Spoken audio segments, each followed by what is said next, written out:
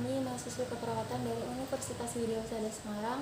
Di video kali ini saya beserta teman-teman saya Alfia Fiata, dan 7 rekan saya ada Amalia, Dewi, Elis, Eva, Lulu, Nikita, dan Valen. Kami akan memberikan edukasi terkait dengan hipertensi. Untuk pengertian dari hipertensi sendiri, hipertensi atau tekanan darah tinggi merupakan peningkatan tekanan darah siastolik lebih dari 190 mmHg dan tekanan darah diastolik lebih dari 90 mmHg pada 2 kali pengukuran dengan selang waktu 5 menit dalam keadaan istirahat yang cukup dan dalam keadaan tenang. Adapun penyebab hipertensi seperti stres, faktor usia, diet, merokok, obesitas, alkohol, faktor keturunan, faktor lingkungan, atau kegaduhan atau kebisingan.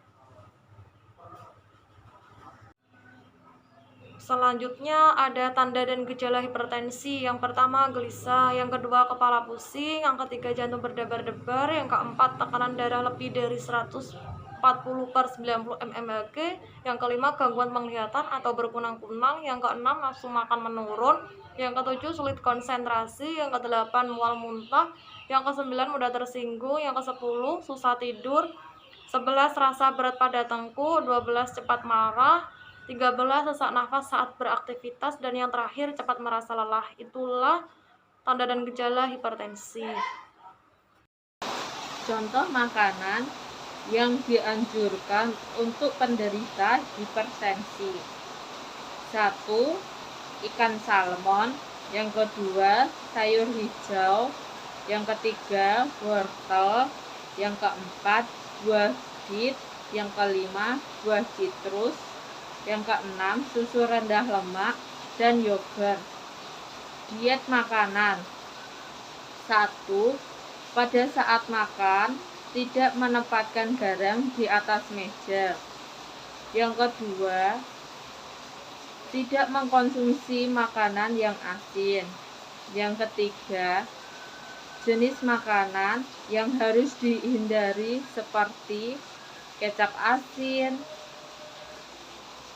ikan asin, telur asin, terus sarden, biskuit coklat, daging sapi, daging kambing, dan kacang tanah, dan mentega.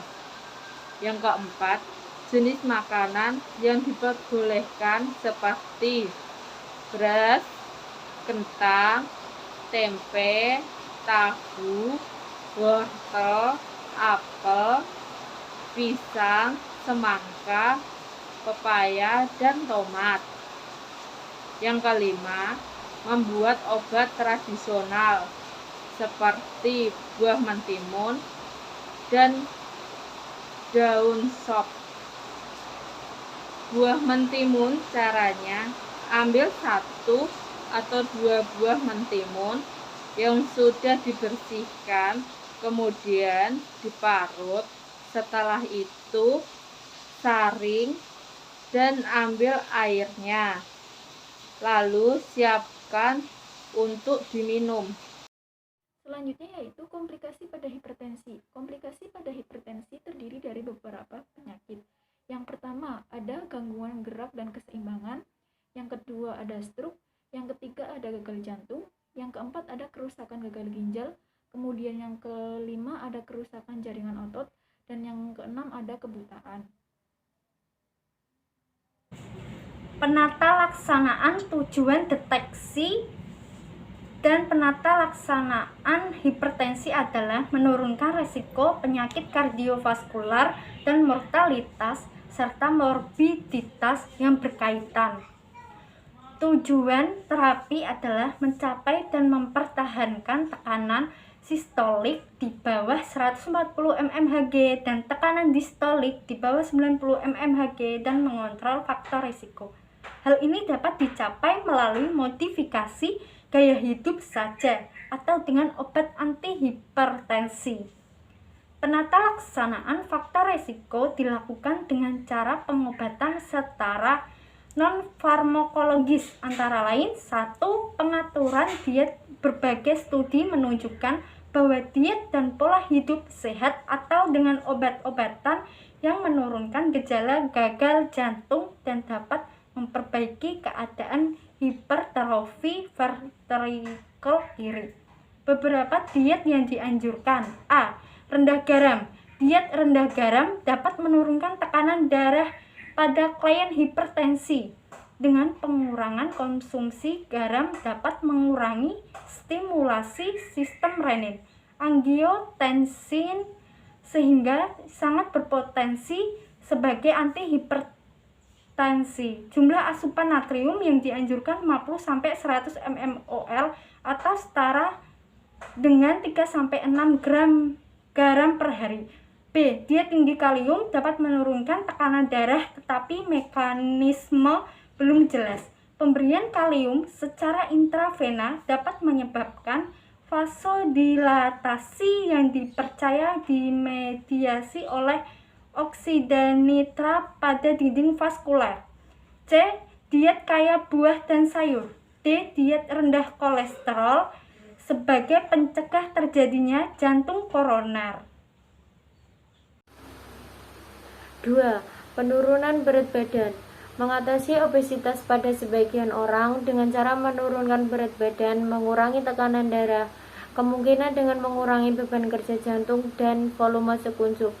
Pada beberapa studi menunjukkan bahwa obesitas berhubungan dengan kejadian hipertensi dan hipertrofi ventrikel kiri. Jadi, penurunan berat badan adalah hal yang sangat efektif untuk menurunkan tekanan darah. Yang ketiga, olahraga. Olahraga teratur seperti berjalan, lari, berenang, bersepeda bermanfaat untuk menurunkan tekanan darah dan memperbaiki keadaan jantung. Yang keempat, memperbaiki gaya hidup yang kurang sehat. Berhenti merokok dan tidak mengonsumsi alkohol penting untuk mengurangi efek jangka panjang hipertensi karena asap rokok diketahui menurunkan aliran darah ke berbagai organ dan dapat meningkatkan kerja jantung. Cara mengatasi dan mencegah hipertensi diantaranya mengurangi asupan garam, mengkonsumsi makanan yang sehat dan bernutrisi, olahraga secara rutin, jaga berat badan ideal, batasi konsumsi alkohol, batasi asupan kafein, berhenti merokok, kelola stres, tidur yang cukup, dan cek tekanan darah secara berkala.